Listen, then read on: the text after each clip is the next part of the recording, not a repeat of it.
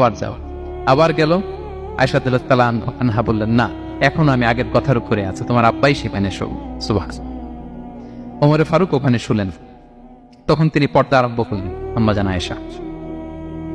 তাহলে রাসূল সাল্লাল্লাহু আলাইহি ওয়াসাল্লামের কবরটা হচ্ছে আম্মাজান আয়েশা রাদিয়াল্লাহু তাআলা আনহার ঘরের ভেতরেই।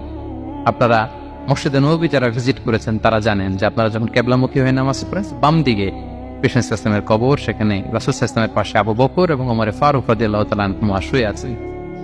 রাসূল সাল্লাল্লাহু আলাইহি ওয়াসাল্লামের কবর থেকে মিম্বার পর্যন্ত এই পুরো জায়গাটা রাউদাতুম মিন রিয়াদিল জান্নাহ, দুনিয়ার বুকে জান্নাতের একটা টুকরা।